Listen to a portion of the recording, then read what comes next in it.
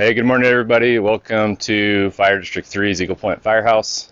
I'm Will Clone. I'm one of the battalion chiefs here at the Fire District. Super excited to be with you today and with one of our crews.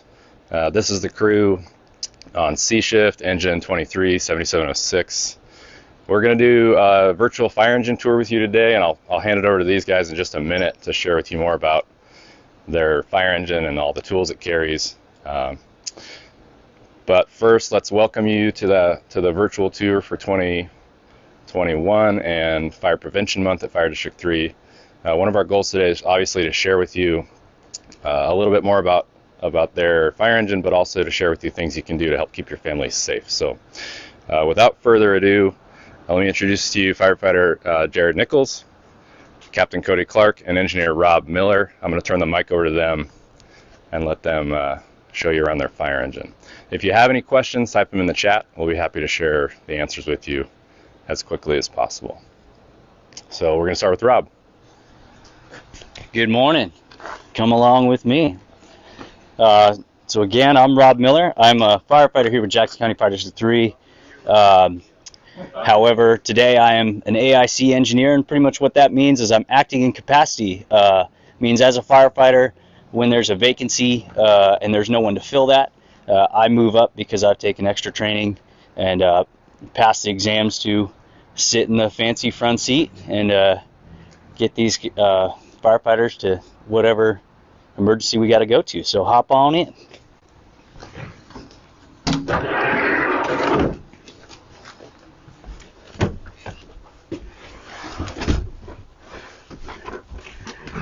So as the engineer, the chauffeur, my first and main goal is to safely and efficiently, fastly get everyone to whatever emergency scene we're going to. So sitting in the front, I've got a lot of dials and dashes, and everything lights up and makes noises, and they all have a specific purpose. But the main goal here is just to get us there safely. So it goes through its startup. I'm going to get here in the morning. I'm going to do my rig checks, make sure all my dashes and dials read correct, that my emergency lights work. So I've got my emergency master up here, which turns on all our flashing indicator lights up top, as well as our Opticom. Opticom is a special strobe light that will change the red lights if it has the system from red to green. But that means we're going to slow down, still clear the intersection, get through it safely. Now when driving code 3, we're going to have lights and sirens. That just means that we're asking permission. So when we're driving and you hear or see lights and sirens behind you, make sure that you're slowing down and when it's safe, pulling over to the right. If you see 10 to 15 cars in front of you pulling over to the right, that doesn't mean that they really like you and think you deserve to get to work faster. That means that they see something and maybe you should take a look behind you and or do the same because they might have seen something you didn't say. So just make sure you're being safe there. So I can turn my emergency masters off. I've got all my other lights. Just how I put things into drive. I've got my pump I can put into gear, air horn, Jake brake. I got my Garmin right up front. Got my air horn to wake up the neighbors. And yeah, I'd say that's the big part of my job, is just to get everyone there safe, and then once we're on scene, we get to work. So why don't we hop around and we'll sneak around front.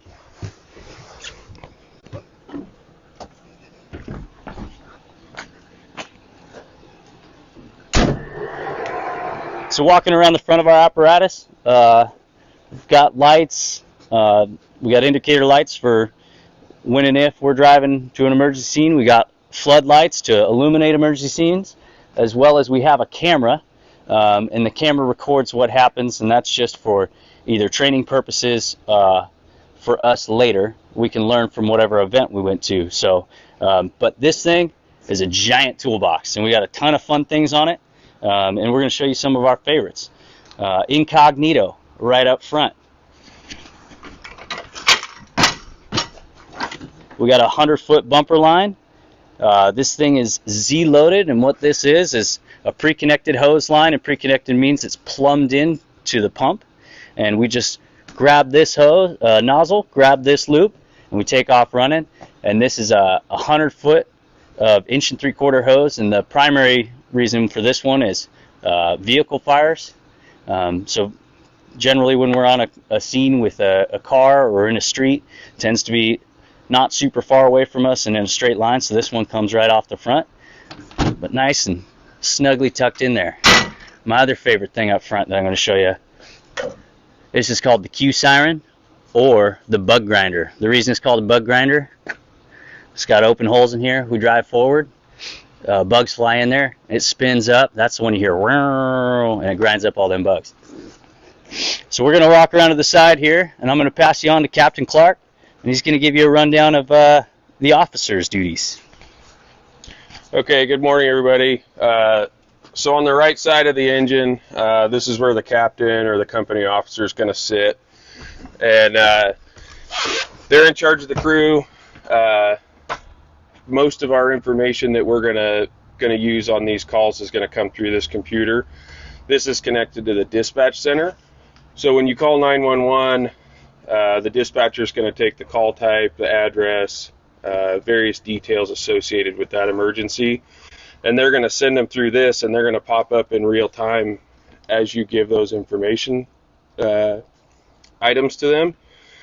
And that's going to help us dictate what type of emergency, the severity of it, the tools and tactics that we're going to need to solve that problem and fix what's going on.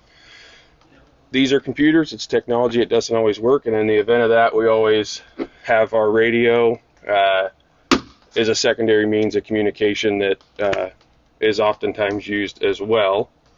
So this is just an example of the importance of giving good, solid, detailed information to the best of your ability whenever you're calling 911, because that's going to allow us to get there quicker, make sure we're at the right location, and grab exactly the tools that we need to make sure and serve the public the best. So that's what's going to happen here, and like we said, those details and that information are going to lead into the items we take off the back of the fire engine, which Jared is going to take over from here, start walking you through some of those details. We'll get back to my area of domain in the back seat later. In this first compartment, we have our 200-foot cross lays. So these come off sideways. There's 200 feet, like I mentioned. We load them in a Minuteman load. So I can take these two loops, put that on my shoulder, and then I have another 100-foot. So they're broken into two separate lays there. You can see the back end of the one that's going to come off the other side there. In this cool slide-out drawer here, see if I can do this one-handed.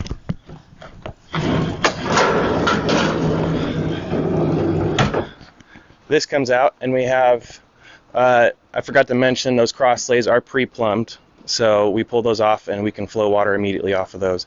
These here are 150-foot hotel packs, so we can put these, they're in a strap configuration so that we can put them on our shoulders and go upstairs.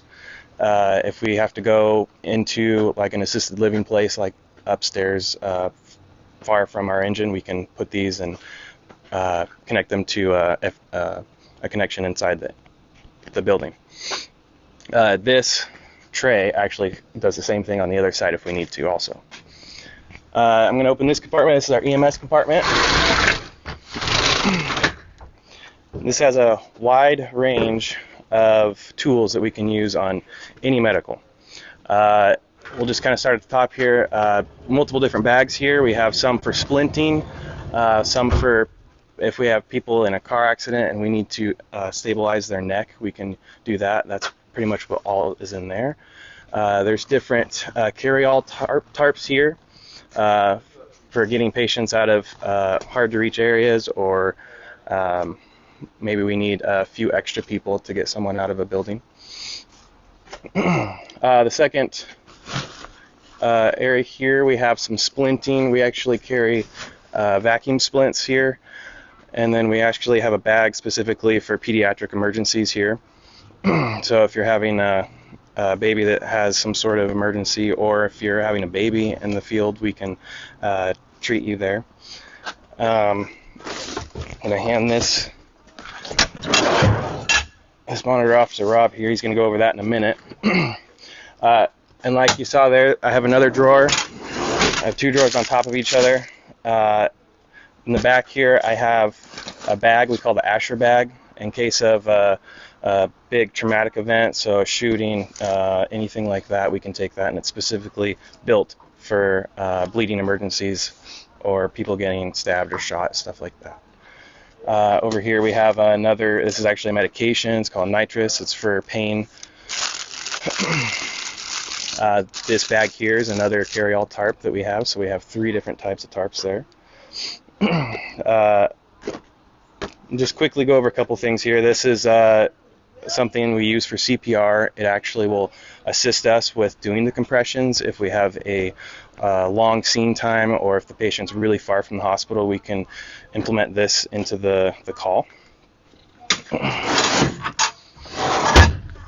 These are our 3 bags that we pretty much take in on every single medical.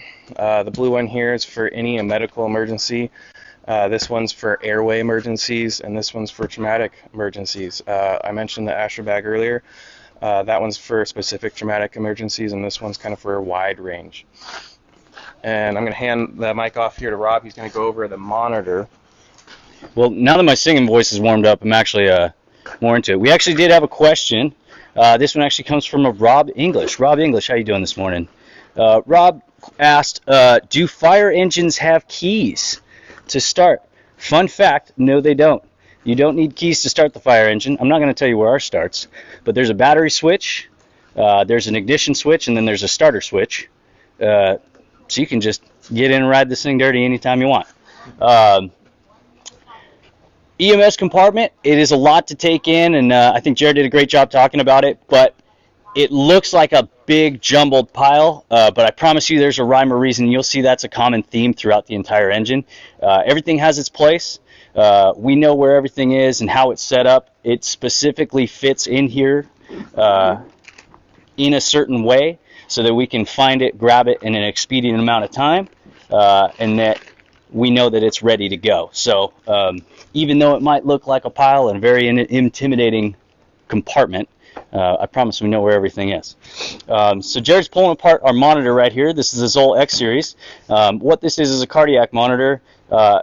We take these in on medical calls, and in the simplicity, we have a blood pressure cuff, which is going to read your blood pressure. I'm sure you've had that when you've gone to the doctor. We have our SpO2 monitor, goes right on the finger, just has a little light, and that's going to tell us what your blood oxygen saturation level is, and all that's going to read in colorful numbers down here at the bottom. As well as he has pulled out our 4 and 12 lead cables, and those are going to be hooked up and with patches and stickers across your chest and going underneath. And what that does is it gives us a better picture of your heart, seeing how the electrical activity is moving through your heart, so we can get a better idea of what might be going on if you're having some chest pains or some shortness of breath. So generally we'll show up, and that's when we get a quick big picture of if you're not feeling well, this is going to give us a place to jump off to let the doctors know what might be going on with you. On the other side, we have our pads, and these pads are for CPR, and essentially what you have is a sticky pad that goes on the front, as well as one that goes on the interior, aka the back. It's got a little puck that goes in the center, which is actually an accelerometer, which means that when you push on it, it will tell you how hard, how fast, how deep you are pressing on the chest, so that we get adequate CPR, so people have higher likely and better outcomes post-resuscitation. So great tool. We bring it in on every call, and at the very minimum we're going to get your blood pressure and what your oxygen's doing. It makes a lot of noise, but extremely handy. Moving on to our med bag. Like I said, everything's got its place and purpose. We have 2 blue bags. The blue one specifically, this is our med bag. The green one over there specifically, that's our oxygen bag. The blue one with the red handle, that's our trauma bag. So there's a rhyme and reason to the madness. Up top, we've got our IV kits. Intravenous just as a little catheter that goes in, and we can gain access to give medications or fluids. And then here is a smattering of those medications that we might be given. Everything from antiemetics to keep you from throwing up to Narcan if somebody had a little bit too much fun. Yeah. Anyway, so that was the quick rundown of what we got for the EMS compartment. Feel free to ask those questions. We'll get to them when we see them. Coming in next, each one of these compartments generally is going to have a bottle in it, and we'll get more into detail when we get into the back. But this is an SCBA bottle. This is the air tanks for when we go in to an IDLH atmosphere, imminent danger to life and health. And essentially just something we put on our air packs. We wear a respirator, and so these are the spare ones when we run out. And I'm going to have Cody head over here, and he's going to give us the rundown of our next compartment. Code man, you're taller. You can reach this one. All right. So in here, this is kind of our wildland stuff. So when you get grass fires and wildland fires throughout the summertime that are threatening structures, you're probably going to see this engine more focused on structure protection. So we've got a kind of a small complement of wildland hose. It's a little bit smaller, a little bit thinner hose than the stuff that we use on an actual structure fire. And it's configured a little bit differently. We utilize these hose packs, and the hose is stacked up in here so that we can quickly deploy it and charge it and stack additional bags on top of it. And this system is a mirror image of what Oregon Department of Forestry is running, so that when we show up in series with those guys, we can just continue to work simultaneously with them, trying to get a line around wildland fires. So our brush rigs or type 6 wildland apparatus have a little bit more in-depth complement of wildland hose. But this is what we carry on a type 1 fire engine.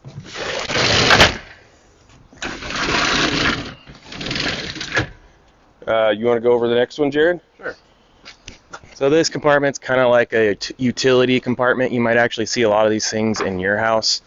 Starting up top, we have a couple different tarps. These bags on the ends are actually extension cords. There's some utility rope up here. We have a couple complements of cones. These ones actually light up. These ones are just your average cones. We have this little toolbox carries things we can lock out certain electrical equipment or anything else we need to on a fire alarm or anything like that in a building. A couple different other tarps here. Mainly we use these ones. Are called hall runners. If we want to keep a house clean on the inside, let's just say you have a little fire in your wood stove, and we're able to put it out without bringing a bunch of hoses in, we would use these. That way we don't track a bunch of mud into your house throughout the night. A couple different lights here. This is a big tripod light. These ones are just little pods. I'm gonna have one of my guys here grab this fan, and we'll go over that here in a minute.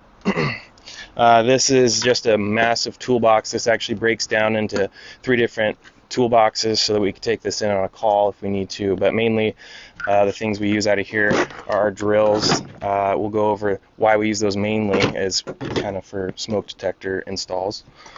Behind that we carry a generator. So if we have an extended on-scene time where we have a lot of battery operated equipment now, and we need a little bit more juice, we can turn that on wherever we have this fan.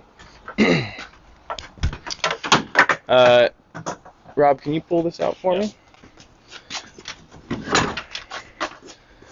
So this is a ventilation fan. This one's electric. We also carry some gas ones on different rigs.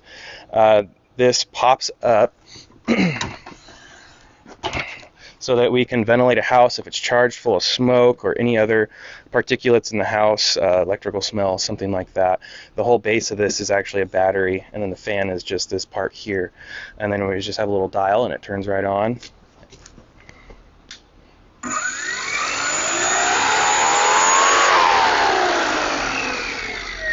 And it's pretty sweet. And it's a lot easier to get going than trying to pull start a gas fan, and it doesn't require the need of oxygen like a normal gas motor does, in case we can put this inside a building that has smoke in it that's lacking oxygen, something like that. I'm going to pass you off to Rob here. He's going to go over the back of the engine here. All right. Also using the fan for like really cool Top Gun scenes where you get the hair blowing in the wind. We got a question from Jill. First off, do all firefighters have to grow mustaches? No, it is not a requirement, but it sure looks cool. The other thing is, she asked, are firefighters more trained than the EMTs on the ambulance? I wouldn't say more trained. I would say we are equally trained to the exact same level. There's paramedics as well as emergency medical technicians that work on an ambulance, as well as on our engine. We have paramedics and emergency medical technicians. In fact, I'd say a good majority of the people who work on our fire engines at some point worked for a transporting agency, maybe Mercy Flights, maybe Rogue River, and they did some transporting up there. So we have the same ALS, advanced life support capabilities, that the Mercy Flights ambulance has. We have a lot of the same tools. We use the same protocols that they do as well, and we do a lot of training together. So that's why you'll see these engines responding to medical calls, the same medical calls that Mercy Flights would be going to. Just because we're your friendly neighborhood fire station, we might be able to get there a little bit quicker than they are. Establish patient contact, do some care, make sure that we're mitigating any life hazards, maybe even just making you feel better or more comfortable. And then once Mercy gets there, we're able to pass on all that information so it's a more seamless transition and get you to the hospital faster and get you feeling better. Will, do you want me to answer that other question, or you want to take that one? Okay, cool. Welcome to the back of the engine. I know it took a long time to get here, but we made it. This is commonly called the tailboard. Back in the day, fun fact, firefighters used to ride back here, but as everyone knows, we get cold easy, so they made us sit inside with seatbelts. So in the back, we've got a lot of different things. There's very bright red and white or yellow chevroning, and that's just because we like to be super safe, and it's very reflective. As Jared opened, we've got our ladders in here. We've got a 24-foot extension ladder, as well as our 14-foot roof ladder. We've got 2 sets of New York hooks, which are different pulling tools. And this is just kind of a fun compartment. It's like a little, like a clown car.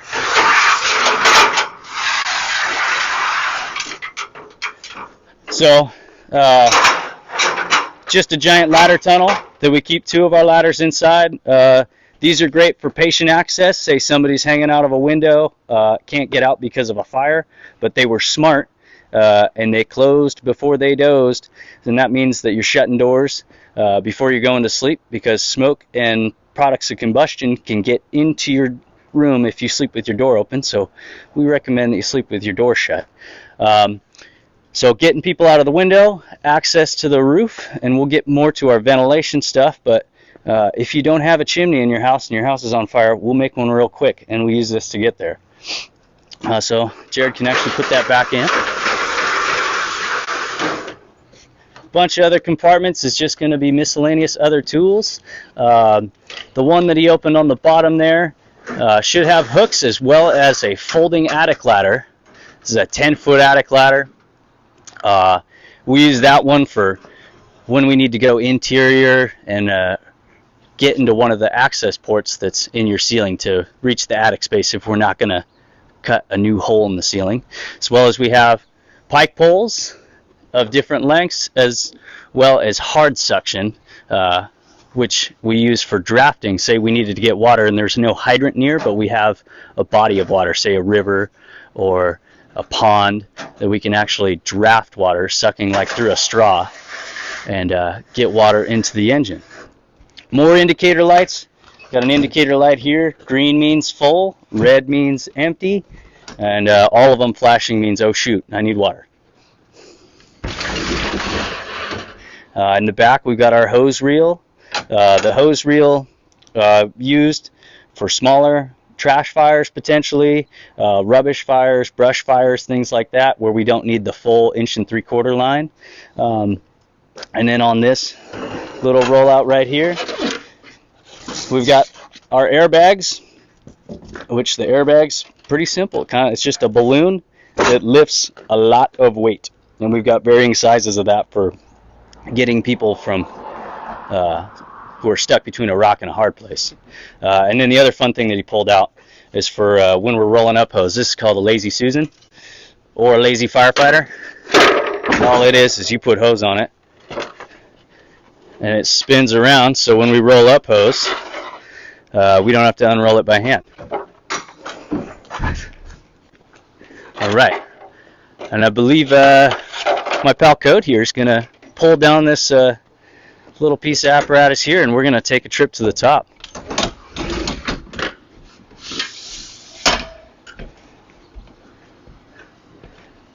Ooh, shiny. Cody, I'll pass you the mic.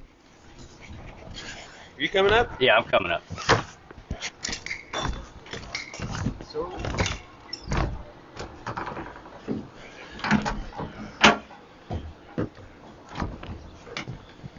So the top of the engine is just another place that we're storing more of the equipment that we use, but stuff that's just less frequently used, things that aren't typically as urgent that we grab them right away. So in this compartment, just variety of hand tools, things that, like I said, we use them often, but they're not things that are typically needed with much urgency. So we store those up here.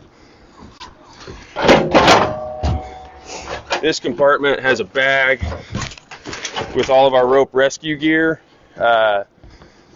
This stuff allows engine companies to arrive on scene, initiate a rope rescue, try to stabilize a situation prior to a full technical rescue activation.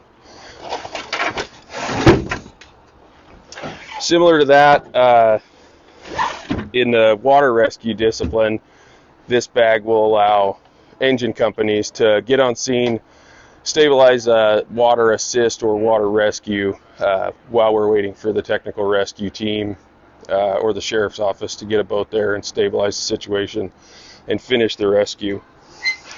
And then up here we have a light tower that's down that you can't see, but that light tower can be activated from down low in the engineer's compartment. You'll see that in a minute.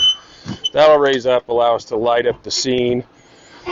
This is a deck gun, as we call it. It's a large volume monitor.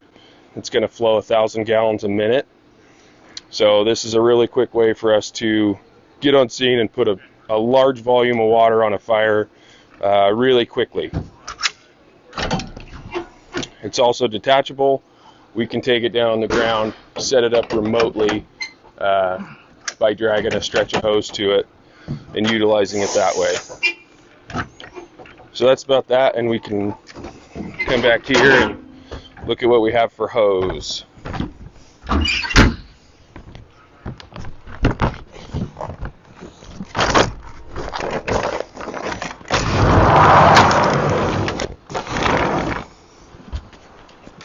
So in the hose bed, we have over here this green 2.5-inch hose.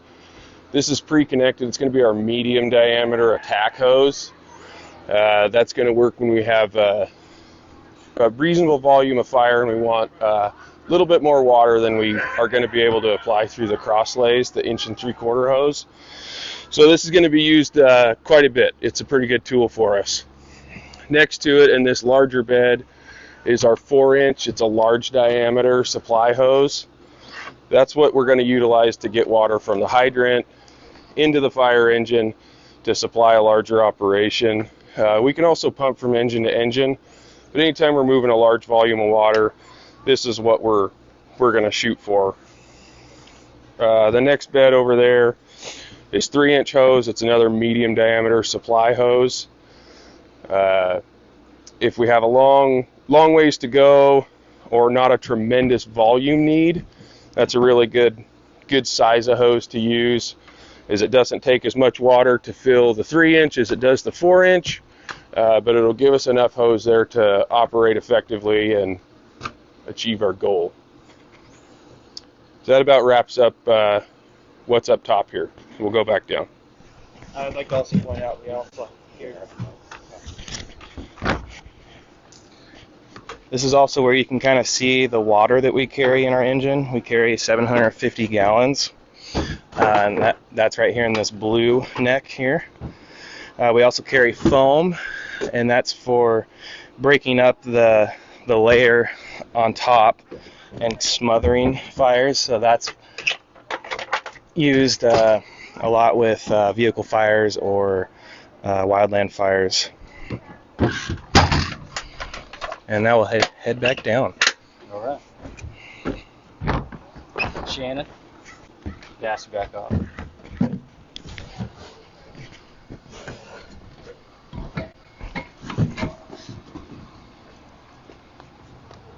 Grab the bottom thing.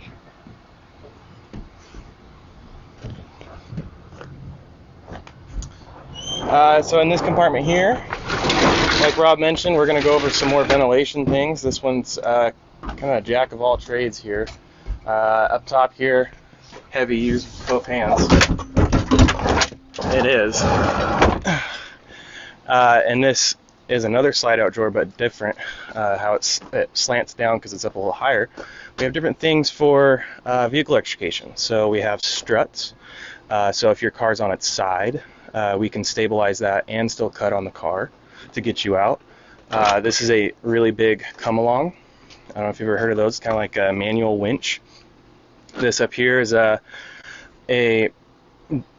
equipment we can use with our extrication hydraulic equipment down at the bottom. And then how Rob was mentioning, we have airbags. This is the rest of the equipment we use for the airbags.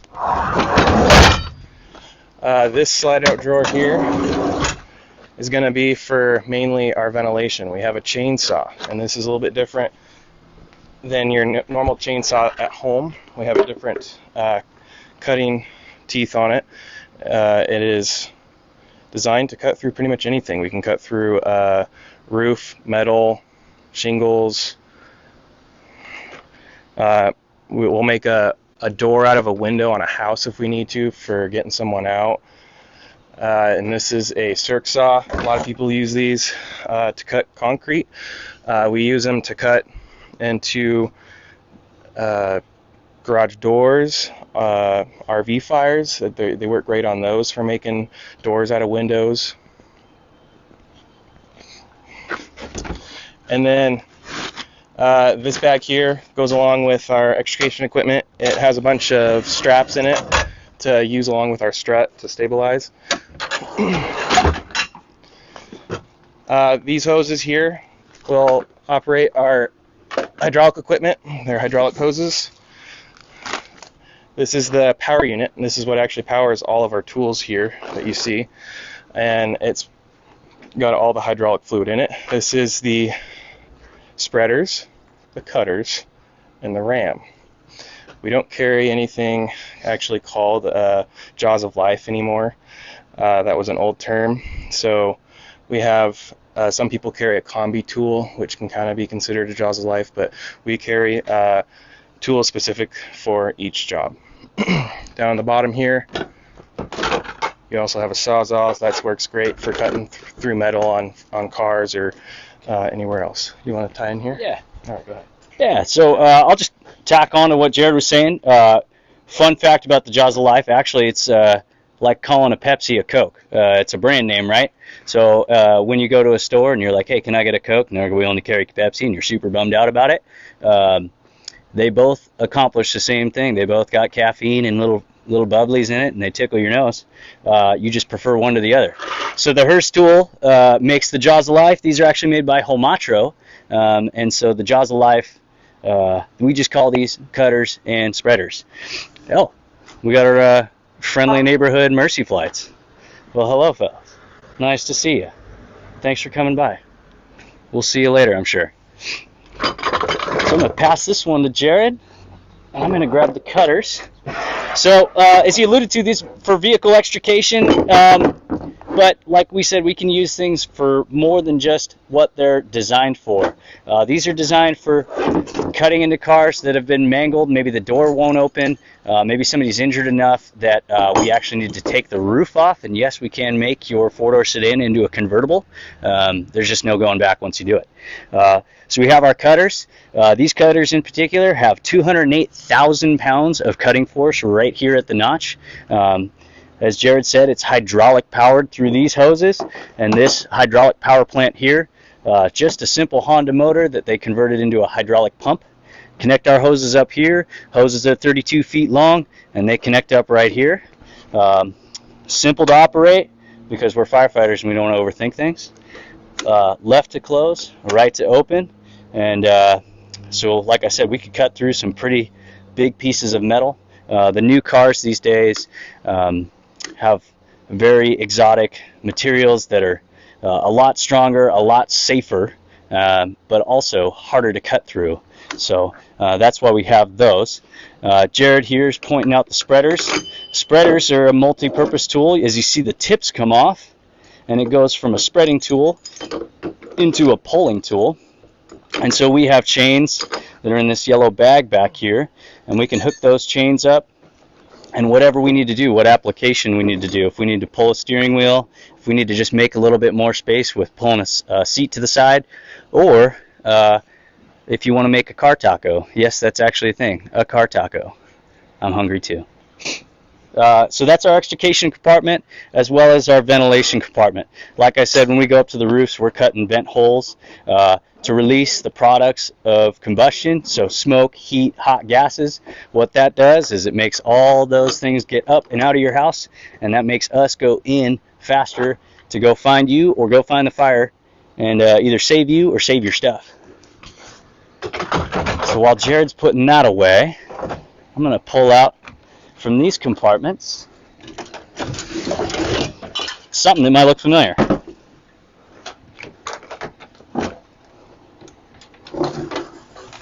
Just let that drop. So we have two extinguishers here. They look different though, and because they look different, that means they're two different things.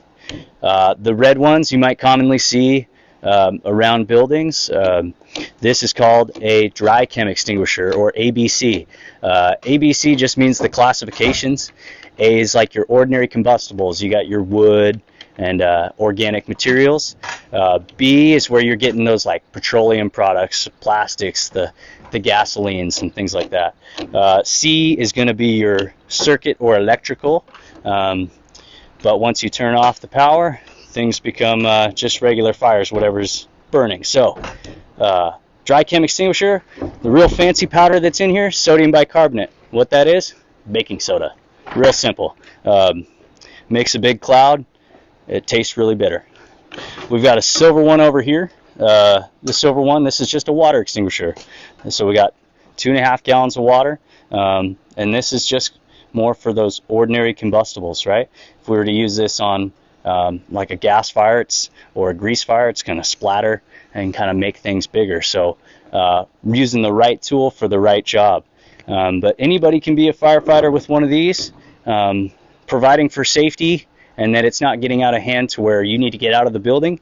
If you see a small fire, very small fire, you can grab the closest fire extinguisher, and we do what we call pass.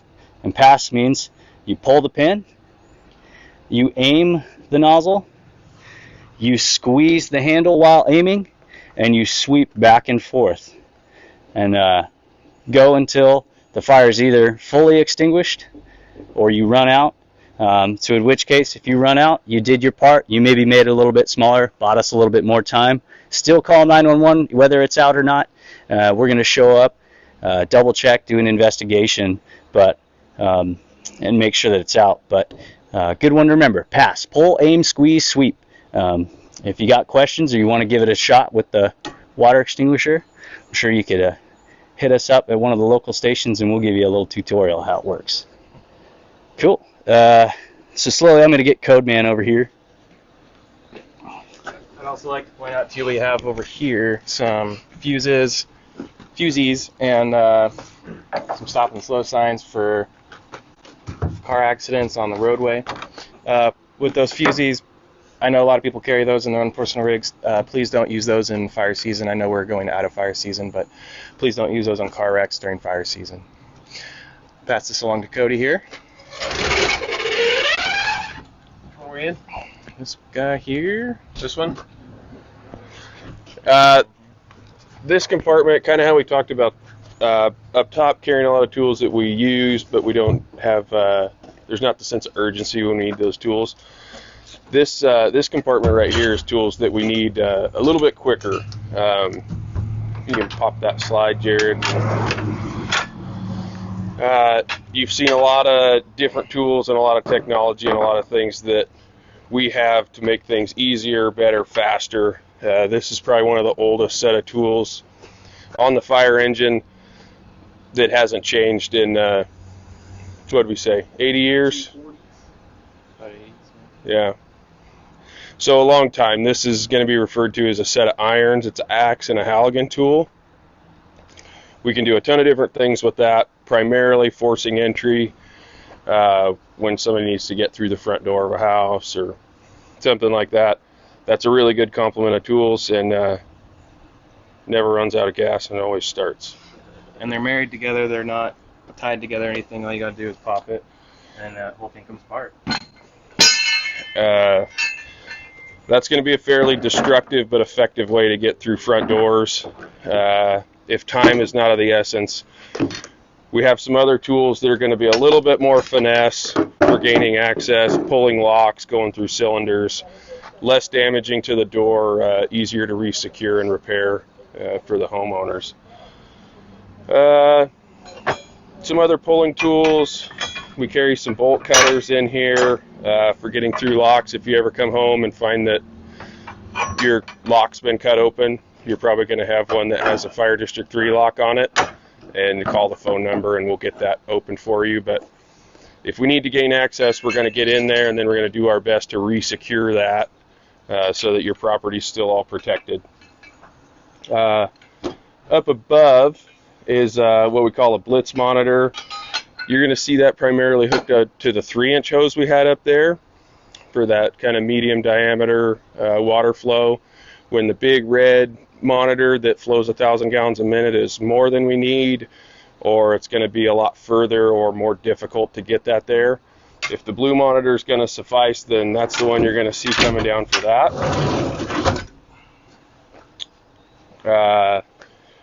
That black bag over there has a complement of tools. If we need to go into a multi-story building with a standpipe, which is a pre-plumbed pipe that's typically in a stairwell, that we can utilize that to access the fire floor, and the engineer is going to be pumping to the outside of the building and it's going to charge that pipe, and whatever floor we need to connect to, we're going to be able to attack the fire with hose from that floor, and that bag's going to do that for us.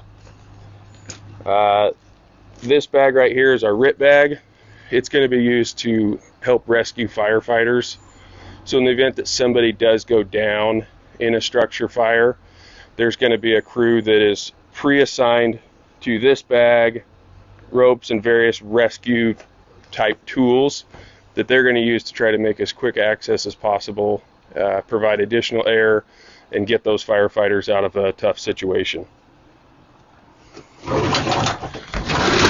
This next compartment is referred to as the engineer's compartment. It has the controls for the pump and all the valves that you're going to need to operate to charge the various hose lines that get used. So imagine this is like a bank of light switches in your house. You're going to flip whichever switch you need for whatever room, whatever hose they pull, there's a valve, a switch associated with that. that will open and close as we need to use those. And then the control module up here, it's electronic pressure control governor. So this is going to allow us to electronically increase and decrease the RPMs of the engine, which are going to in turn increase and decrease the pump discharge pressures, volume of water that we're delivering out of the various discharges as we need. So we also have the ability to flow foam. If you ever see firefighters working and you see a bunch of water coming out and then all of a sudden it looks real foamy and white, that's because they've started injecting foam into the hose lines, and that's going to help break the surface tension of the water, help it get into some of those smaller crevices that the water typically won't penetrate as well on its own. So that's a pretty good tool for us, and you're going to see that used quite often. This is the other side of the cross-lay compartment that I think Jared was talking about a little bit ago. And just the same as they can go off that side, they can come off this side as well. Jumping back here. Before we go in there. Yeah. So we got a couple answers coming in. First up, I want to shout out Addy Kasab. Nice to see you. Glad you're on here. Airbags, are they reusable? Why, yes, they are, and we've used them many times. Let's see. Far more interesting than you thought. Thank you. Do we help other states with wildland fires? Yes, we do. We have conflagration teams, what they're called. And they can ask for a variety of different resources. Say we send out a strike team. The way I remember it, strike is like resources. So you're going to get similar, like if you want a strike team of engines like this one, you're going to get all engines. Whereas a task force, you're going to get a variety of different resources. Let's see, what else do we have? Would you be willing to spray the hose? Maybe if you're lucky. Okay, I believe those are the ones that I got right offhand. I don't know if I missed other ones. And before we head into that, I believe that Chief Clone's got a couple things. Yeah, we had a couple questions, everybody, about, well, how do I become a firefighter? How do I join your team? So we welcome anybody that's interested in serving their community. So right now we're actually hiring. You can go to our website, JCFD3, to learn more about that, see the qualifications and how you can apply. So yeah, if you know anybody, if you're interested, check that out. A couple other things to point out. We had a question about how long the shifts are. The fellows here are working a 48-hour shift. So they work 2 days on this fire engine, and then they're going to go home for 4 days. So it's a rotation of our 3 different battalions: A shift, B shift, and C shift, all working on a continuous cycle. That cycle carries on all through the year. So someone will be here on Christmas, and 48 hours seems like a pretty long time, and it is. But we take care of the community at any hour, at any time of day. So just like you have all the things you need at home to take care of yourself, the crew has that here too. So they're able to find some downtime in between calls and training and make sure they're taking care of themselves so they can take care of you. I'm going to hand it back to Jared, and he's going to take you inside the back seat, and we'll wrap up our tour in just a minute. All right, welcome to my domain here.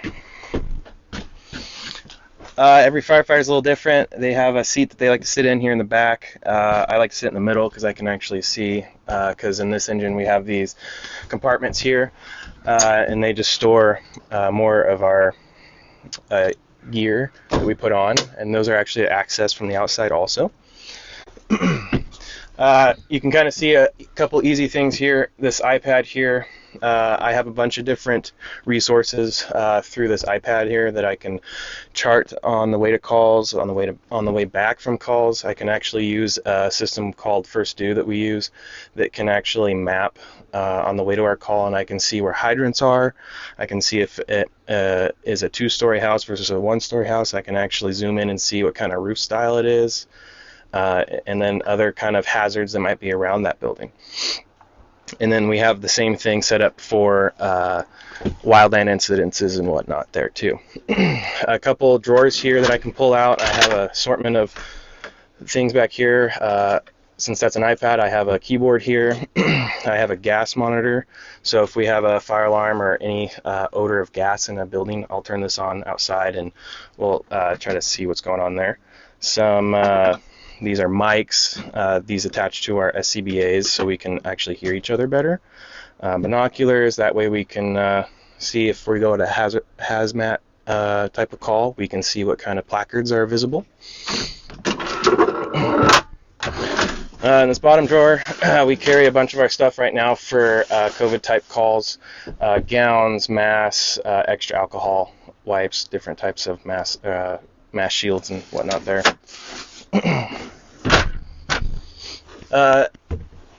You can see a bunch of different little compartments here that each one has a couple things. There's some hub education items in this one. We also have a max mission kit in here. This is a naloxone kit for anyone that might need one. Just let us know. This is for anyone that feels like they have a need in their house where someone might overdose. You can see in our seats here, now that we're kind of faced backwards, each one has an air pack in it, and it's like a backpack. Each one is set up differently to the way the firefighter likes it. You can see mine, I have my straps back, so once I sit in there, all I have to do is just slip into my pack here. It's already set up with my mask. And I have my gear set up the way I like it. I have my coat here, my pants down there, my helmet just right here. So, because once I get in this pack, I can't really move very far. I can't lean forward very much. You can see behind me, I have some extra lights. When we respond to calls, we use headsets. That way, we can actually hear each other when we're going lights and sirens to a call. And Cody can actually talk to dispatch through that too on the radio. Lastly, I'm going to point out this compartment here. We carry a bag that has smoke detectors in it. If you feel that you need a smoke detector or need help changing a smoke detector, we get those calls all the time. Don't feel bad. That's what we like to do. We have plenty of them that we can spare. We have regular smoke detectors. We have carbon monoxide detectors. We actually have some detectors that are actually made for hearing impaired people also. So it actually will strobe instead of just a verbal sound. And I challenge you kids out there, if you are watching, ask your parents to go check their batteries today. We suggest checking your smoke detector once a month to see if it works, and changing the batteries once a year. We can step outside here. If anyone else has any more questions, we'll go over that real quick. Rob's looking at our final questions here, and we'll just wrap this up. We'll get the crew to join me, and I hope you enjoyed that tour. I think that was awesome, and I want to thank all you guys for your time and sharing what you know about your fire engine today. If you have questions, you can reach out to us on any of our social media platforms. You can find us online at jcfd3.com. I would end with this is an amazing piece of equipment. It carries, as you've seen, just a mountain of specialized equipment, but the most important thing that it carries is these three firefighters. They do an awesome job for this community. They work very hard to make sure they're prepared to serve your needs, and just like all the teammates we have here at Fire District 3, we're really proud of them. So I think one of the requests we got was to turn the lights on, so we'll end with that, and Rob's going to fire up that bug grinder he told you about, and we thank you again. So check those smoke detectors.